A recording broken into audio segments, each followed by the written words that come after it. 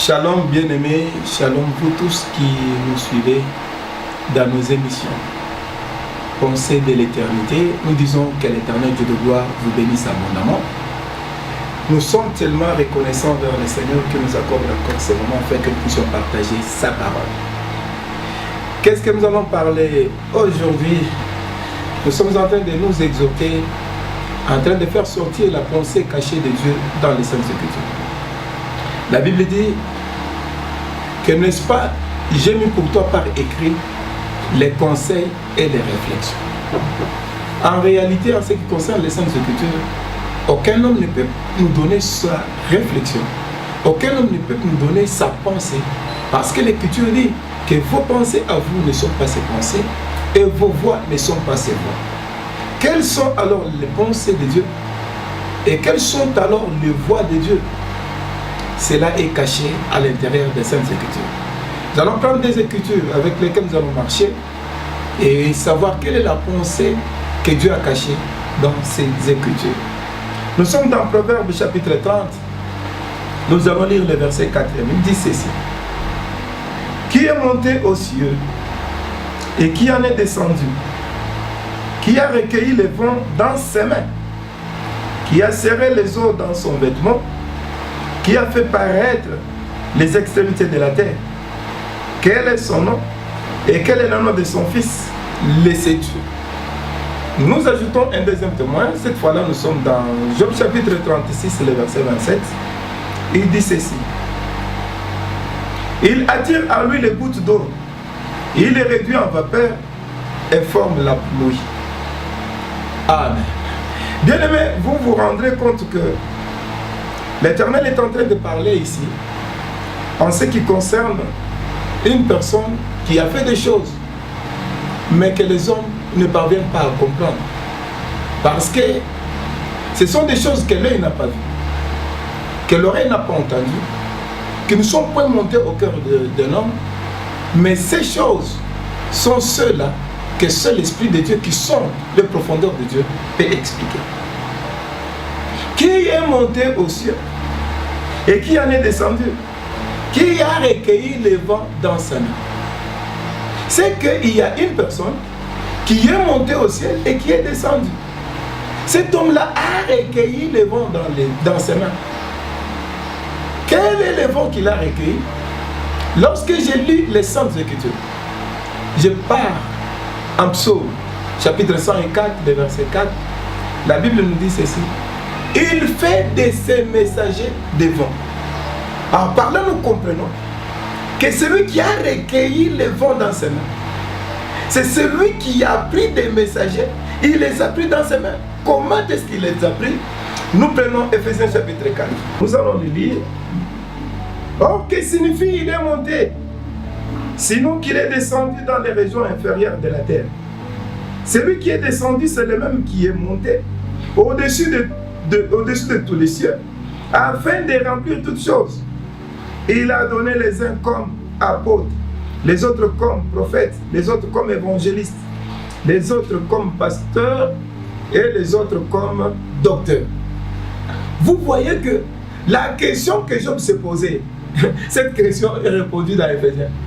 C'est lui qui était monté, c'est lui qui était descendu. On parlait du Seigneur Jésus-Christ. Il a recueilli les vents dans ses mains. Quels sont les vents qu'il a recueillis dans ses mains? Mais ce sont les ministres de l'évangile. Il a fait les uns comme apôtres, docteurs, prophètes, évangélistes, pasteurs. Ce sont les vents qui sont entre ses mains. Il les a pris entre ses mains, ils sont à sa charge, c'est lui qui les guide. Aucun ne peut se tenir au-dessus de celui qui l'a recueilli. Or, celui qui est descendu, c'est le même qui est monté. Afin de remplir toutes choses. Qu'est-ce qu'il a rempli? Il a rempli les vents dans ses mains. Et ces vents qu'il a remplis deviennent maintenant un don qu'il donne à l'Église. C'est qu'un ministre de Dieu, un serviteur de Dieu, c'est un don que Dieu a donné à l'Église. Il ne vit pas pour lui-même, mais il vit pour les autres. Alors, vous allez voir que la question que Job s'était posée, cette question est répondue pour dire c'est lui qui était monté, c'est lui qui était descendu. Là, on parle de la personne du Seigneur Jésus-Christ qui est venu et a recueilli les vents. Il est monté avec ses vents, il les a chargés Et quand il les renvoie sur la terre, c'est un vent impétueux. Alors c'est pourquoi il fait de ses serviteurs, il se fait de ses messagers des vents. C'est-à-dire tout messager de Dieu doit être d'abord recueilli par Dieu et non pas par un homme. Et il se tient dans les mains de Dieu. Et c'est Dieu lui-même qui les guide. Il ne peut jamais se guider. Là, c'est la première partie. Qui a recueilli le vent dans ses mains? C'est que ici, Dieu, c'est lui qui fait la sélection du vent. C'est lui qui a recueilli ses serviteurs. Il les a mis dans ses mains. Cela veut dire, il les utilise. N'oubliez pas, quand le vent est entre les mains de Dieu, c'est la même chose, l'argile entre les mains d'un potier. C'est que la forme que le vent va prendre dépendra des mains qui l'ont pris. La forme d'un serviteur de Dieu dépendra du potier qu'il utilise. Et si le potier qui t'utilise, c'est un potier saint, c'est que toi aussi tu dois être saint. Si le potier qui t'utilise, c'est un potier juste, tu dois être juste. Parce que, vous le savez, l'argile ne peut pas prendre la forme différente de la forme de la pensée du potier. Vous allez voir un potier qui a fabriqué ce qu'on appelle l'arche. Ce potier-là, c'était Noé. L'arche là était dans sa pensée. Tout le temps, il marchait avec. Mais quand il a produit l'arche, lui, il est entré à l'intérieur de l'arche. Nous disons ceci. L'éternel Dieu de gloire se déplace sur les ailes du vent. Le vent a des ailes. L'éternel se déplace sur les ailes du vent. Alors, si le vent, c'est un messager, c'est que les serviteurs de Dieu, les ministres de l'évangile sont les porteurs, les déplaceurs de Dieu. Ils sont là pour faire déplacer Dieu. Partout où Dieu ne peut pas arriver, et ils le font déplacer. En dehors de Dieu, ils ne peuvent pas faire déplacer autre chose. Mais regardez aujourd'hui, les gens, au lieu de faire déplacer Dieu, ils sont en train de faire déplacer autre chose. Nous avons beaucoup de pratiques que les gens sont en train de faire véhiculer, en train de faire déplacer. Oh! Quand Dieu les a recueillis dans ses mains, c'était pour que lui puisse se déplacer sur leurs ailes. Il se déplace sur les ailes du vent. Alors j'aimerais dire ceci, que le vent a des ailes. Et les ailes du vent sont seulement deux. Nous avons quoi? Nous avons Ésaïe chapitre 8, le verset 20. À la loi et au témoignage. Si on ne parle pas ainsi, il n'y aura pas de la lumière pour les peuples. Nous savons ceci, les déplacements du vent fait déplacer. C'est lui qui monte sur le vent. Donc celui qui monte sur le vent, c'est l'Éternel Dieu. Alors nous disons ceci, un serviteur de Dieu qui parlerait d'autre chose que du Seigneur Jésus-Christ n'a pas reçu réellement l'orientation venant du Seigneur. Parce que la Bible dit ceci, que quand vous recevrez le Saint-Esprit, il vous parlera seulement de moi. C'est que le vent qui se déplace, qui a été entre les mains de Dieu, ce vent-là doit être porteur de Dieu lui-même. C'est pourquoi, en prêchant l'évangile, on ne verra autre chose si ce n'est le Seigneur Jésus-Christ. Parce qu'il est écrit que dans le rouleau du livre, il est question de moi. Ah, ça c'était la première partie. La deuxième partie, j'aimerais que nous puissions comprendre encore un bon langage du Seigneur. Il dit, après avoir recueilli le vent dans ses mains, cela veut dire qu'il a choisi ses serviteurs et les a envoyés, il est monté sur ses serviteurs. L'Éternel fait quoi encore? Il serre les eaux dans son vêtement. Ah, Dieu a un vêtement où il serre les eaux. Alors nous voulons comprendre, les eaux c'est quoi? Et les vêtements c'est quoi? Nous prenons une écriture plus vite possible. Ésaïe chapitre 40, le verset 15. Voici les nations sont comme une goutte d'eau d'un seau. Elles sont comme la poussière sur une balance. Voici les îles sont comme une fine poussière qui s'envole. Prenons la première partie. Voici les nations sont comme une goutte d'eau dans un seau. Ah, la Bible dit ceci, qu'il serre les eaux dans ses vêtements. Nous avons pris d'abord les eaux. Et ici on dit ceci, les nations sont comme une goutte d'eau. C'est que les nations sont en train de présenter l'eau. Mais la Bible dit ceci. Il attire à lui, là c'est là nous avons lu en Jean, chapitre 36, le verset 27, il dit ceci, il attire à lui les gouttes d'eau. Ésaïe nous dit que les gouttes d'eau, ce sont les nations. Mais maintenant, nous voyons que Job dit ceci, qu'il attire vers lui les gouttes d'eau. C'est que les gouttes d'eau, cela veut dire les nations, Dieu les attire. Selon la loi, les nations étaient chassées. Vous allez vous souvenir que la loi était venue pour la maison d'Israël. Aucune nation n'était concernée. Mais par le travail du soleil, quand le soleil agit sur l'eau, la Bible dit ceci, il est réduit en vapeur. Après l'avoir réduit en vapeur, il l'amène vers le ciel et il fait tomber sur la terre sous forme de la pluie. Et par là, nous comprenons que le rassemblement des eaux au travers la chaleur du soleil n'est rien d'autre que le travail du soleil sur les eaux. Et alors, si les eaux, ce sont les hommes, ce sont les nations, ce sont les peuples, ce sont les langues, et que le soleil, la Bible dit ceci, Psaume chapitre 19, verset 4 à 6, que le soleil semblable à un époux. Il se réveille avec la joie d'un héros, il se lance dans la carrière et il se couche aux extrémités de la terre, n'est-ce pas? Nous voyons par là que le soleil qui est un époux, c'est celui que l'apôtre Paul est en train de nous présenter, que je vous ai fiancé à un seul époux qui est Christ. Nous comprenons que le travail du soleil sur les hommes, c'est le travail du Christ, le travail du Seigneur. Sur qui? Sur les nations. Peu des nations, un peuple qui lui appartient. C'est ainsi qu'il attire vers l'éternel. Il les fait devenir un peuple qui appartient à l'éternel au moyen du travail du soleil.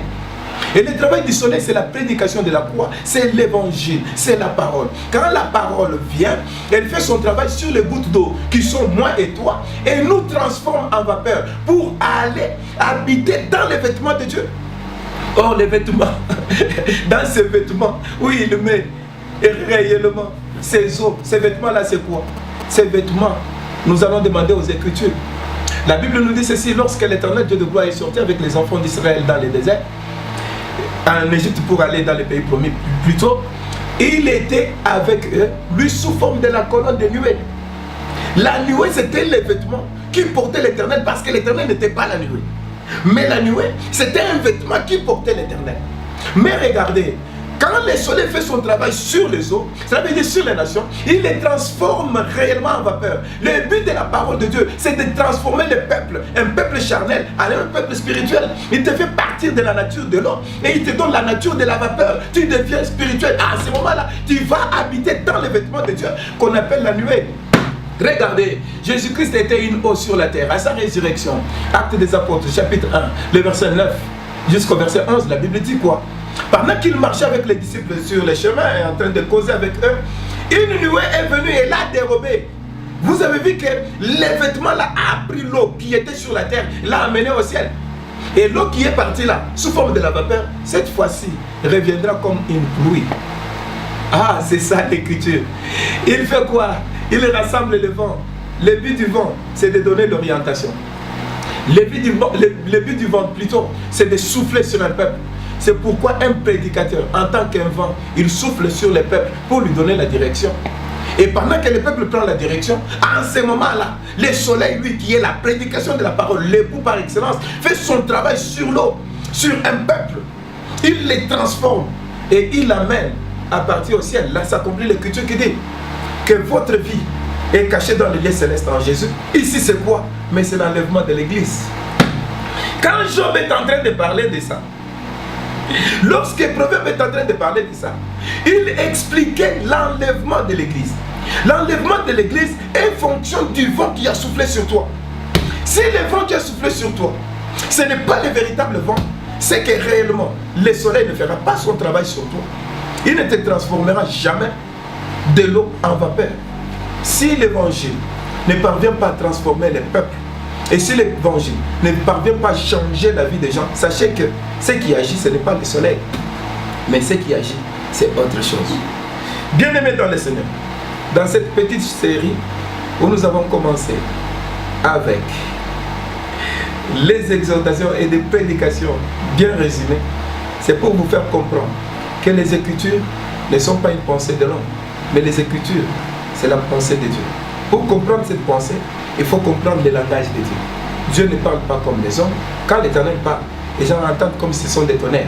Et les tonnerres, c'est quoi? C'est une parole non comprise. Et ce qui n'est pas compris doit être expliqué. Et quel était le tonnerre de ce jour? L'Éternel disait ceci, que l'Éternel Dieu, il est celui qui fait quoi? Il est celui qui recueille le vent dans sa main. Cela veut dire qu'il choisit ses serviteurs pour un but. Et les serviteurs, les messagers, Ephésiens chapitre 4 verset 11, avec le mouvement de celui qui est descendu et qui est monté. En descendant, il était venu recueillir le vent.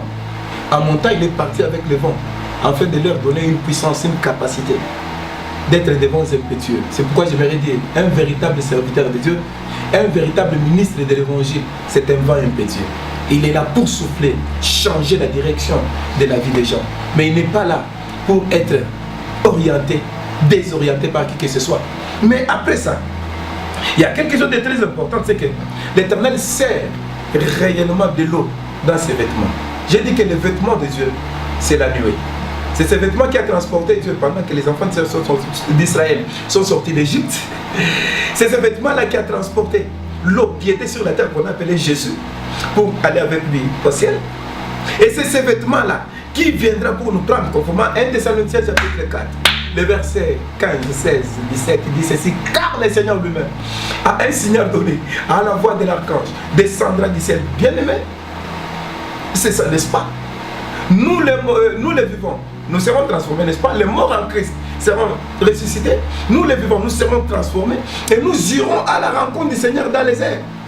Là, ce sont les hommes qui sont serrés dans les vêtements. Mais pour que Dieu te serre dans les vêtements, il faut que le soleil, l'évangile, fasse son travail sur toi. Il te transforme. Mais si la transformation n'est pas encore manifestée en toi, sache que l'enlèvement, tu ne l'auras jamais.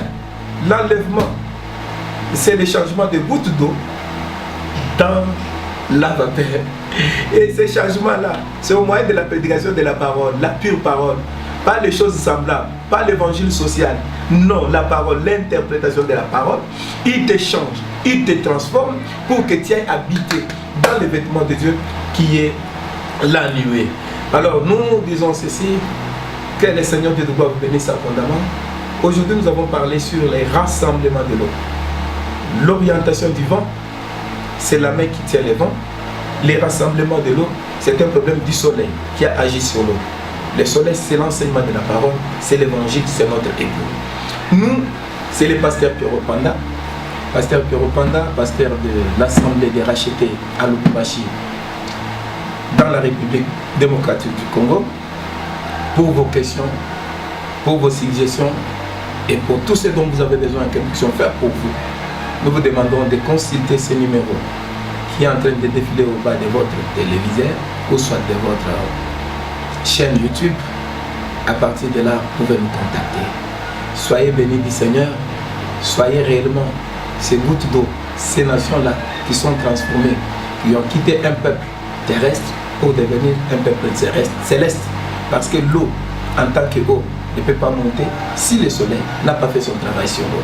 Mais dès que le soleil fait son travail sur l'eau, l'eau est transformée en vapeur et il va partir dans son vêtement. C'est là où le Seigneur a dit, là où je suis, vous y serez. Lui, il est parti le premier comme étant la prémisse de l'eau changée en vapeur et nous irons comme étant les peuples qui l'auront à la rencontre du Seigneur dans les airs. Aimer l'enlèvement, mais pour vivre l'enlèvement, il faut être transformé. C'est ça, les rassemblements des eaux. Que Dieu bénisse.